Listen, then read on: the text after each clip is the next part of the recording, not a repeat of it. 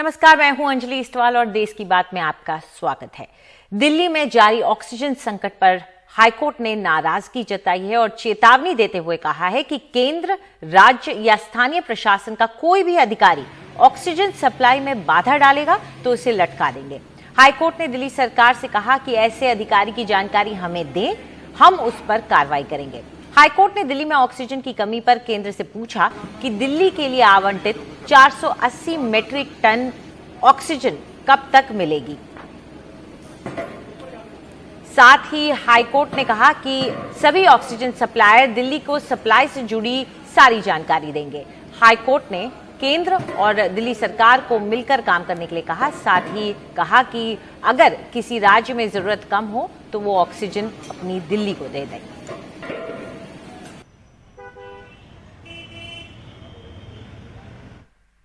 Oxygen बनाने वाली company ने स्वास्थ्य और परिवार कल्याण के सचिव को एक चिट्ठी लिखकर यह कहा है कि केंद्र के नियंत्रण के बाद से उसके लिए उन अस्पतालों को ऑक्सीजन पहुंचाना मुश्किल हो गया है जिसके साथ उसका पहले से करार था।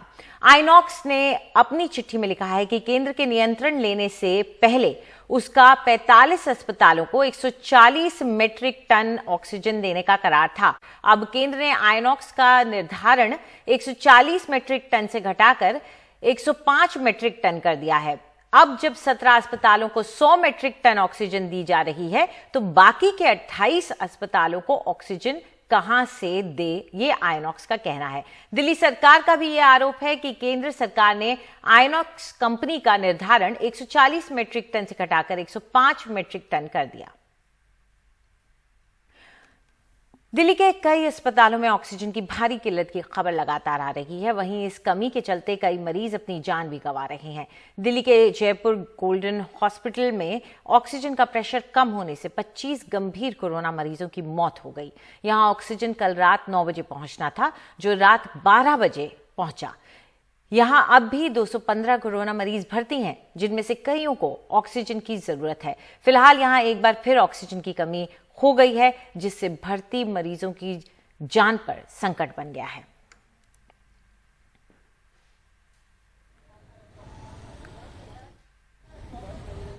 मरीज परेशान हैं, तीमारदार और भी परेशान।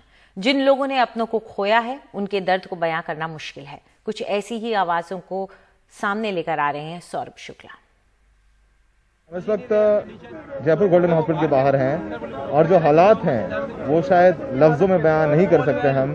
अभी हम कुछ मरीजों के तीमारदारों से बात करेंगे जिनके मरीजों की डेथ हो गई है। एक गौरव नाम के शख्स हैं, उनके मां और उनके पिता दोनों की मौत हो गई है। अस्पताल के बाहर इस समय भारी पुलिस बल तैनात है। गौरव हमारे साथ है। गौरव, ये बताइए कि क्या आपके मदर और फादर दोनों की डेथ हो गई? मेरे मदर और फादर दोनों की डेथ हो गई है। क्या बताया इन्होंने, कुछ बताया था? मोम की तो वही ऑक्सीजन फ्लैचुलेट बंद हो गया था एकदम अचानक। अम्बेडकर हॉस्पिटल पता नहीं क्या हुआ, XY रीजन दे रहे हैं जो डॉक्टर, वहीं डेथ हो गई ऑन द स्पॉट। फादर का कॉल आया रात को 1 बजे कि एक बार आ जाओ, आपके फादर देख लो। आया हूँ तो यहाँ बता रहे हैं कि डेथ हो गई आपके फादर की। रात को ही फोन पे कह दिया था उन्होंने डेथ हो गई। अभी कुछ बता रहे हैं ऑक्सीजन खत्म हो गई क्या? सर वो सबको पेशेंट को ये कह रहे हैं ऑक्सीजन खत्म हो गई थी, सबको ये बोला ऑक्सीजन खत्म हो गया। लोग अभी डेड बॉडी नहीं हैंड ओवर करी? हाँ निकल गए, ये रखी बॉडी मेरे फादर। आ गया गेट पे। गौरव ने अपने माँ और बाप दोनों को खो दिया है और इस समय वो जद्दोजहद कर रहे हैं किस तरीके से उनके मृत शरीर को ले जाकर के शमशान में उनकी अंत्येष्टि कराएं। सर मुझे बताइए, आप भावुक हैं, किसकी डेथ हुई आपके? मेरे भाई साहब और भाभी दोनों की होगी, दोनों की इकट्ठी कर दीजिए ऑक्सीजन की वजह से। ऑक्सीजन नहीं था जी। कमल नाम है आपका? हाँ जी कमल की। बताया कि आप लोग खुद इंतजाम करिए। कुछ भी नहीं कहा इन्होंने हमें। सिर्फ आए ये देखो जी ये खत्म हो चुके, बस बात खत्म, और कुछ भी नहीं कहा। सवेरे 8 बजे बॉडी का कहा और ये टाइम हो गया, सवेरे से बैठा रखा और परेशान और कर रहे हैं। ये डॉक्यूमेंट लाओ, ये करो जी, वो करो जी, ये पेमेंट जमा कराओ, वो पेमेंट जमा कराओ, सारी पेमेंटें जमा करा दी, सब वो करा दिया, फिर भी ये हाल है। सवेरे 8 बजे से ये हाल है। ये आंसू है जो बयां कर रहे हैं कि हालात कितने खराब हैं। गोल्डन जयपुर हॉस्पिटल जो कि दिल्ली के रोहिणी में है, यहाँ पर पुलिस बल तैनात किया गया है। परिजन बाहर बिलख रहे हैं और ये प्राइवेट अस्पताल है। लाखों देने के बाद भी ऑक्सीजन नहीं मिल पाया इनके मरीजों को और जिससे उनकी मौत हो गई है। हमने देखा किसी ने अपने माँ बाप खो दिए हैं, किसी ने अपने भाई को खोया है, किसी ने अपनी बहन को खोया है, और अब यहाँ पर परिजन अपनों की शव लेने के लिए लाइन लगाकर खड़े हैं। और लेकिन सोचिए देश की राजधानी में हालात कितने खराब हैं कि लाखों देने के बाद भी ऑक्सीजन की कमी से मरीजों की जान जा रही है। सहयोगी अशोक माले के साथ सौरभ शुक्ला, NDTV इंडिया। दिल्ली के सरोज सुपर स्पेशलिटी अस्पताल में ऑक्सीजन की कमी है। यहाँ करीब कोरोना के 140 मरीज अभी भर्ती हैं। परेशानी इतनी बढ़ गई है कि मरीजों के परिजनों को कहा गया है कि वे अपने मरीजों को डिस्चार्ज कराएं या फिर ऑक्सीजन सिलेंडर का खुद इंतजाम करें। सरोज अस्पताल में मोदी नगर के आइनॉक्स के प्लांट से ऑक्सीजन आता है, जो पिछले 2 दिन से उनके पास नहीं पहुंचा है। ऐसे में यहां ऑक्सीजन का संकट पैदा हो गया है। हम इस वक्त दिल्ली के सरोज हॉस्पिटल में हैं। यहाँ 140 पेशेंट्स हैं जो कि ऑक्सीजन सपोर्ट पर हैं कोरोना के। हमने देखा किस तरीके से दिल्ली के ही रोहिणी में पड़ने वाले जयपुर गोल्डन हॉस्पिटल में 25 मरीजों की मौत हो गई क्योंकि ऑक्सीजन सप्लाई नहीं थी। लगातार ये हॉस्पिटल सरकार से गुहार लगा रहे हैं कि ऑक्सीजन दीजिए, और इन्होंने भी अपने मरीजों के परिवार वालों को कह दिया है कि आप अपने मरीजों को डिस्चार्ज करा लें क्योंकि हमारे पास ऑक्सीजन नहीं है, या फिर ऑक्सीजन सिलेंडर की व्यवस्था कराएं। और ये इसलिए कह रहे हैं क्योंकि इनको ऑक्सीजन मिल ही नहीं रही है आगे से।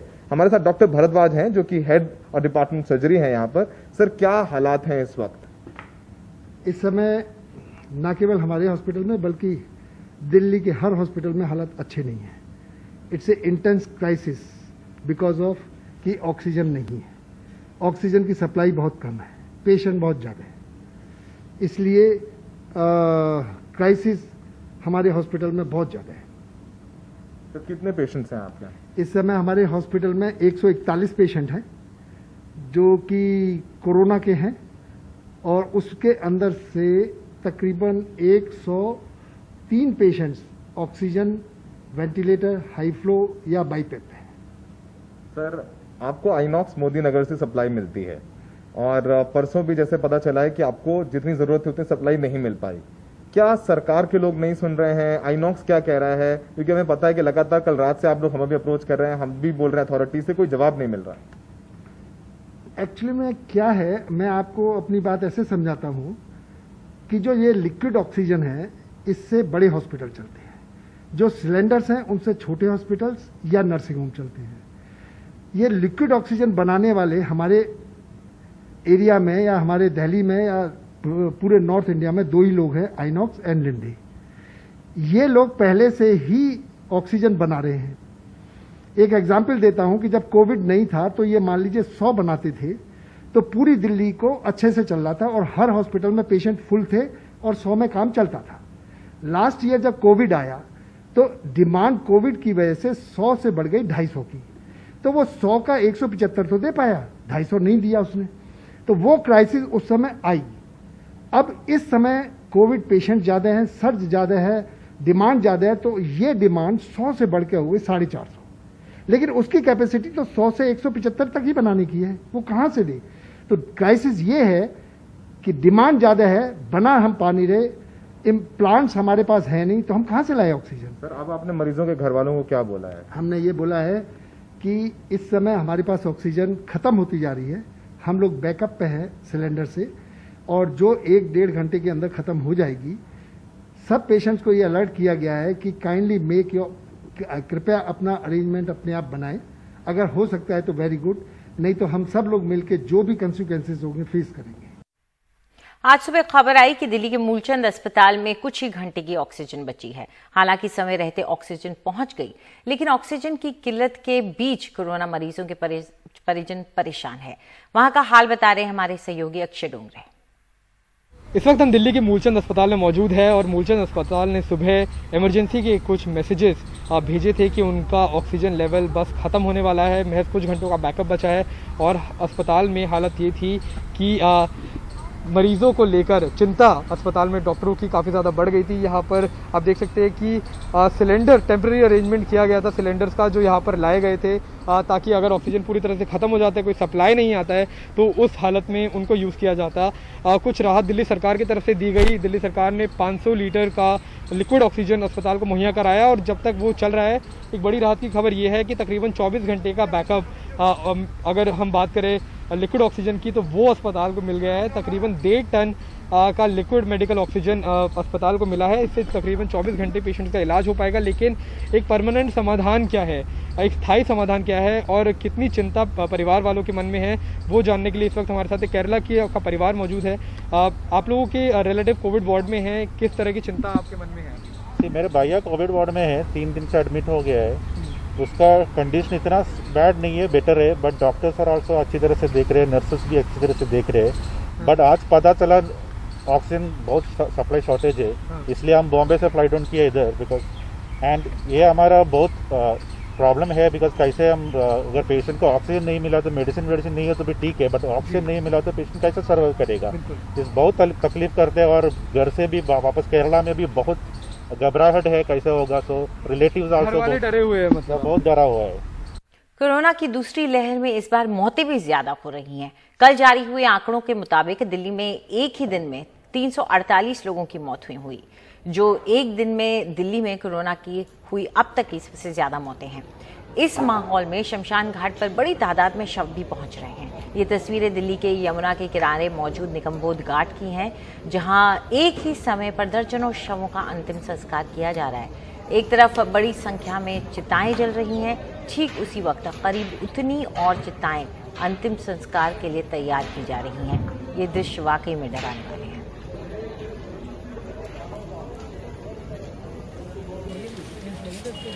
दिल्ली के एक दूसरे शमशान का भी यही हाल है। गाजीपुर शमशान घाट में भी एक साथ कई चिताएं जल रही हैं। यहाँ एक बार में एक साथ करीब 15 चिताएं जलाई गई। इस तरह की तस्वीरें हमें ये बताती हैं कि कोरोना का कहर किस तरह बरपा रहा है।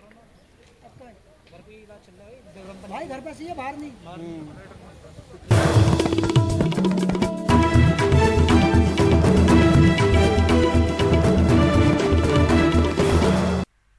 खबर पंजाब से, जहां अमृतसर में 6 मरीजों की मौत हो गई है और मरीजों के परिजनों का आरोप है कि इन सबकी मौत ऑक्सीजन की कमी की वजह से हुई है।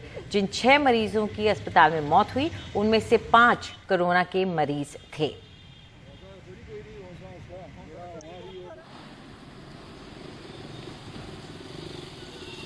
उत्तर प्रदेश के बहराइच के चीफ मेडिकल ऑफिसर और जिला प्रशासन के अजीबोगरीब फैसले को लेकर मरीज के परिजन परेशान हैं। यहां के निजी अस्पताल में इलाज करा रहे मरीजों के परिजनों ने कल देर रात तक सीएमओ के घर के बाहर ऑक्सीजन की मांग को लेकर हंगामा किया।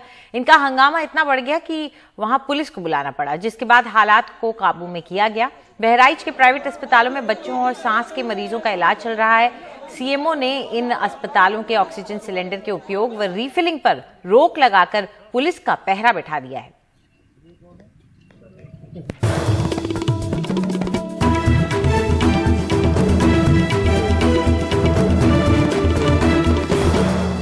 एम्स के डायरेक्टर हैं, हमारे साथ जुड़ रहे हैं। डॉक्टर गुलेरिया, जो स्थिति हम फिलहाल देख रहे हैं, सब यही सवाल पूछ रहे हैं कि कब तक इस तरह से संक्रमण के मामलों में थोड़ी कमी आएगी?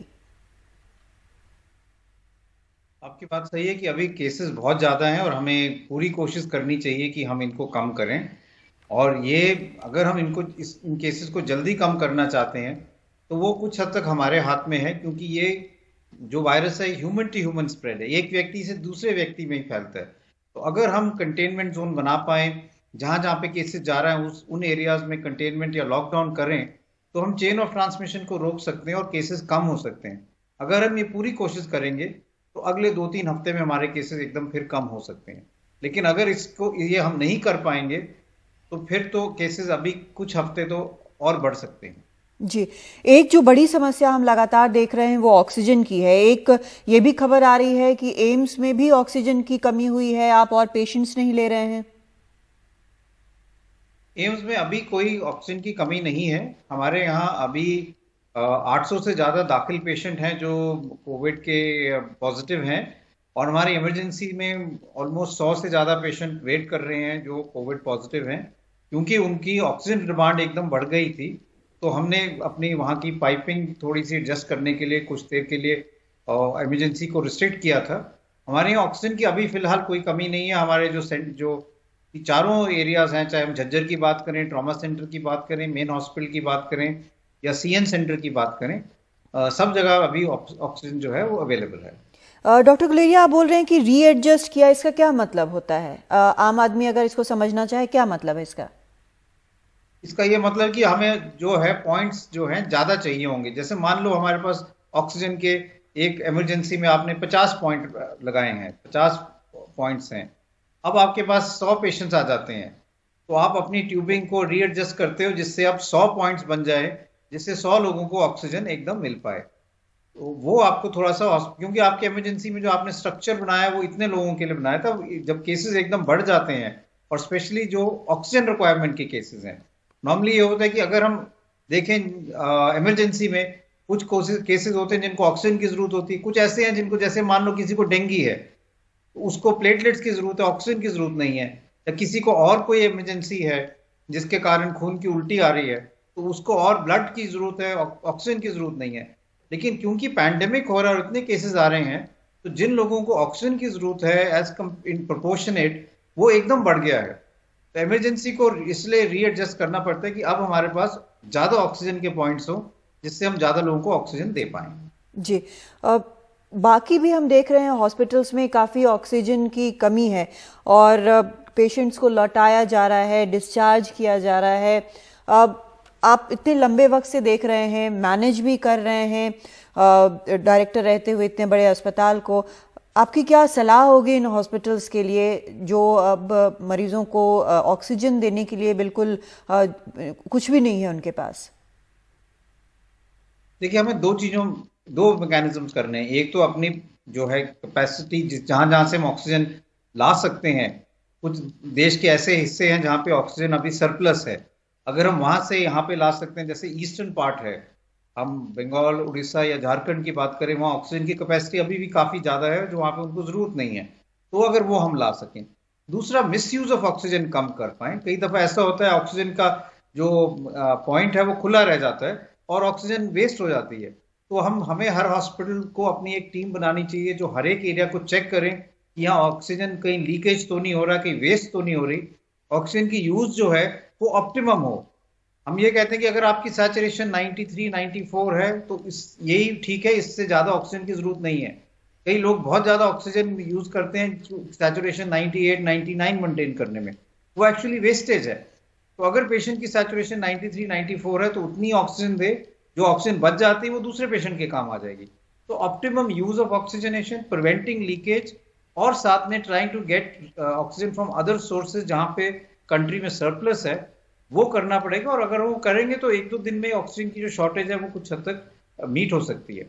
लेकिन साथ साथ मैं ये भी कहना चाहूंगा कि अगर हमें रियली हॉस्पिटल का स्ट्रेन कम करना है तो हमें अपने केसेस भी कम करने पड़ेंगे, क्योंकि जैसे जैसे केसेस बढ़ेंगे तो क्यूमुलेटिवली हॉस्पिटल में लोड बढ़ता रहेगा। जैसे आज हम मान लो हमारे 150 पेशेंट एडमिट हुए, अब ये 150 पेशेंट जो हैं ये अगले हफ्ता 10 दिन तो रहेंगे, कल 150 और आ जाएंगे कोविड पॉजिटिव। ऐसे करते करते तो लोड ज्यादा हो जाएगा।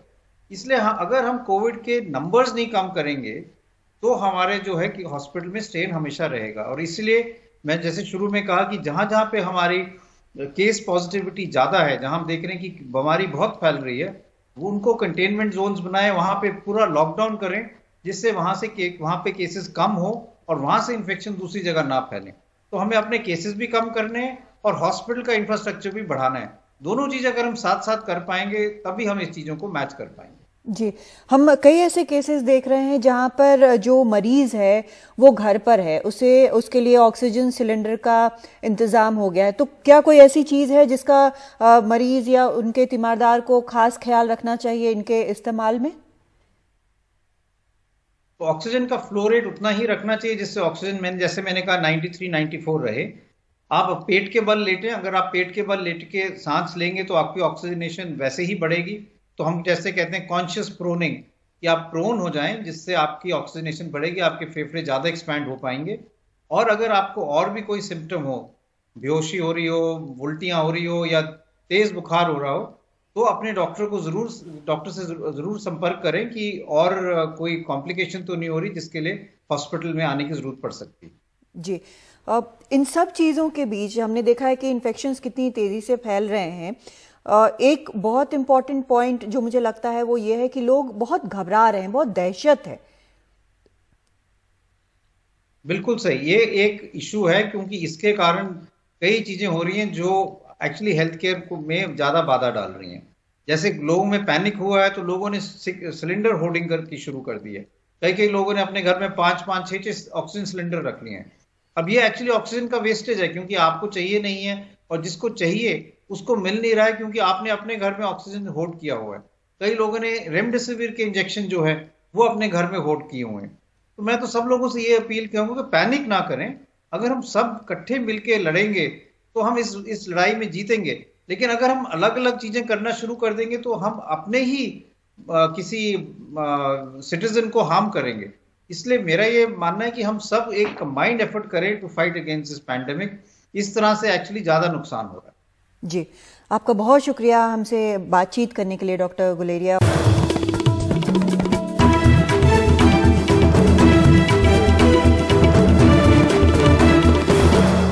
उत्तराखंड के चमोली जिले में कल शाम आया बर्फीला तूफान और उसके बाद बचाव अभियान जारी है। अब तक 10 शव बरामद हुए हैं जबकि 8 लोग अब भी लापता हैं। खराब मौसम के बावजूद सेना और एसडीआरएफ बचाव अभियान में लगे हुए हैं। बर्फबारी के बावजूद ये कोशिश जारी है कि ज्यादा से ज्यादा लोगों को यहां से निकाला जाए। 334 लोगों को बचाया जा चुका है।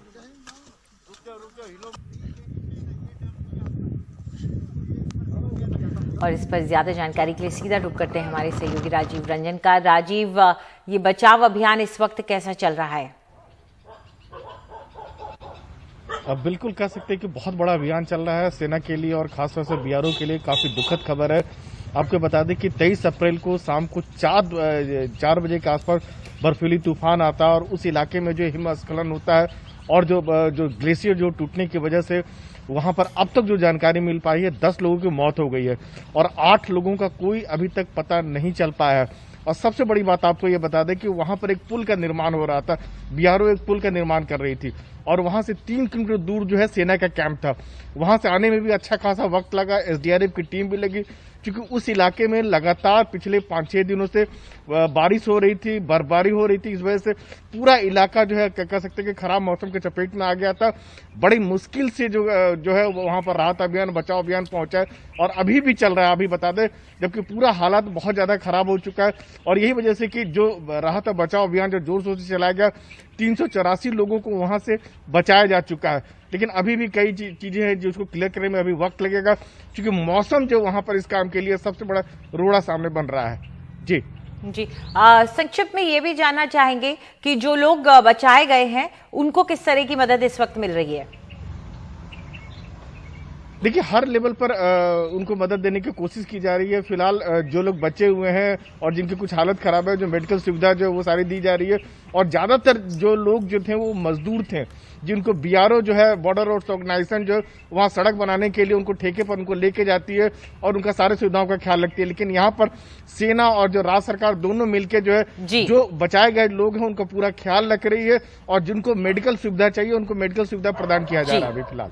शुक्रिया इस जानकारी के लिए राजीव। तो फिलहाल हम ले रहे हैं एक छोटा सा ब्रेक के बाद एनडीटीवी इंडिया पर खबरों का सिलसिला जारी है।